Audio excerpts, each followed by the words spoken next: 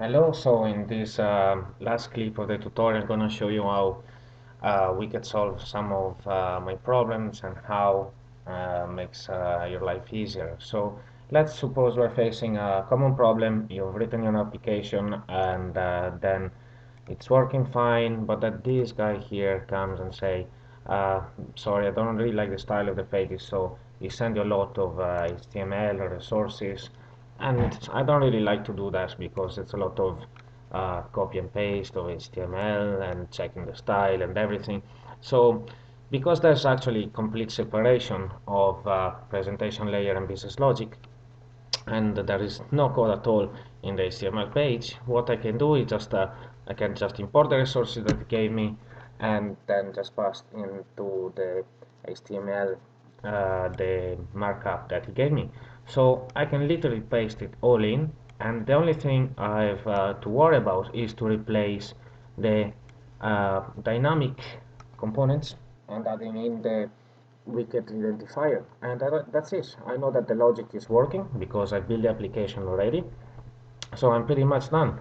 So I just wanted to have the version on the top. You wanted as well the home link to work and little other things. So let's just run it and see how the application looks like. Okay, there we go. That's the new page. You see that now this is on the top, and this was, by the way, the previous one. That's it. I also added validation on the form. So if I try to submit the default value, it gets validated and it tells me that the input has to be between 5 and 10 characters, and it cannot be empty. There we go. Also, if I put in a valid one and I go to the second page, now there is a link to the home page, and that disappears when I'm in the home page because there's no point to go from the home page to the home page. So that's what you wanted. How I've done that? Well, very easy, because in my base page I'm basically adding the link. There we go, which has an Ajax event. So it's basically an Ajax link that's just going to, again, the new home page, and I'm passing a parameter which set this label visible or not, sorry, this link visible or not. The visible property is something that is common and is present in all the components. So that's it, and then on my pages I'm just telling if I want to see this link or not. Obviously in the open page I don't want to see it, and in the second page I do, so I just pass through to it. Guys, how I done the validation of the form? Well, very simple. I just added a feedback panel that will output the messages when the validation fails, and when I click on submit, it actually calls it does an AJAX request, and if there's an error, adds and shows the feedback panel with the right message. Otherwise, just call on submit, and on submit, as we've seen before, just go to the second page, passing the value, the property value in this case. That's it. That's what I added, the validators and nothing else. Now, another very good advantage that Wicket gives you, and I just discovered it recently, is that I can validate my application not only with the JUnit test for the Java code, but I can actually doing what I call QA automation. So I can validate the UI in a very simple way. Usually, um, we can do it with Selenium that runs inside the browser. So I need to have my application up and running, Selenium pointing to it, speaking with the test, with the, I don't know, Cucumber JVM or whatever it is. In this case, it's very simple because I know that all the components, all the dynamic components are actually Java objects. So the only thing I have to do is just add some JUnit test. Wicket comes with this wicket tester, and that contains a lot of a lot of methods prepackaged that are pretty much all you need to do anything on the web interface. For example, we can check that the user put in an invalid string, too short. So we check that it's still the home page where we are after the submit button, and that this is the text that we are expecting. If it's empty, this is actually the message that appears in the feedback panel, and if it's a valid one, well, in this case we just make sure that we are in the second page, and we could actually add the validation to check if the label display is actually the value that the user put in, so valid, but we don't have that for the moment, and uh, we don't need it.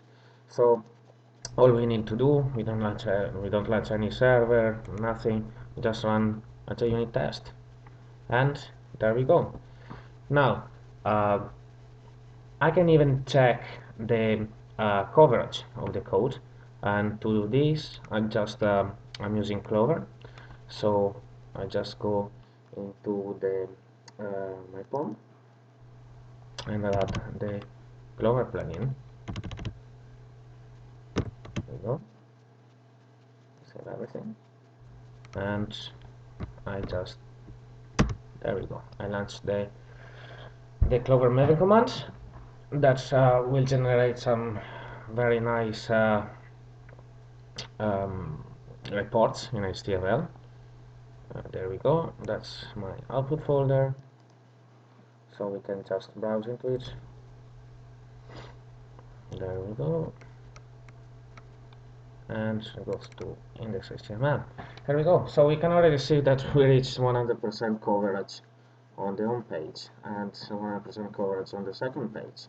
This one done by default, so we should just check this. So now that we have 100% of this class, we're ready for production basically. So we go into our XML file and we change the configuration to deployment instead of development. The last thing I wanted to show you is that simplify even more the wicket application. So I said that in the base page I'm actually have the business logic to show or not the home link. Let's go to the HTML as well and see how it looks like.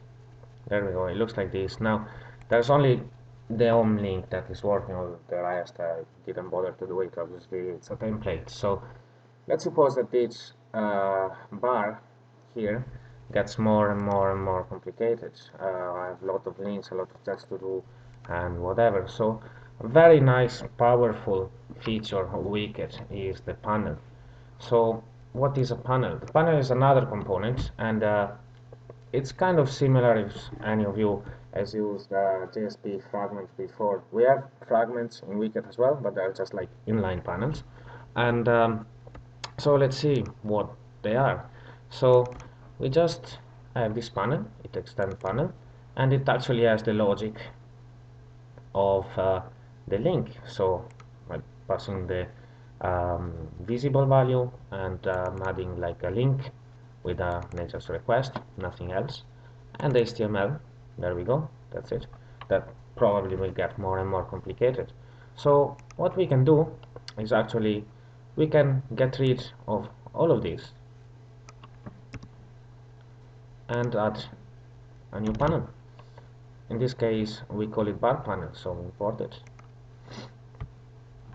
And on the HTML same thing, so we just delete this bit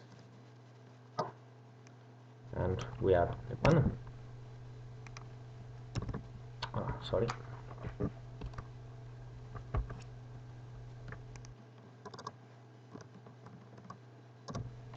we go. Let's save everything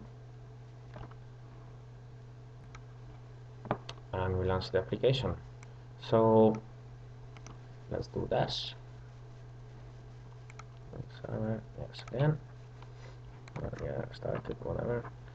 And the panel thing, it's very, very powerful because, for example, I could use what they're called repeaters to basically repeat this panel as many times as I want. I can just show you that everything works still. And the the very good thing is obviously that it brings in reusability. If you design your application carefully, we have all these little components and panels that you can just use in different pages. You can have panels that extend panels, and I think the reusability that Wicket brings into a component level is absolutely terrific. Anyway, I hope you enjoyed the video. These were the main features that I really like about Wicket, and good luck and enjoy your Wicket.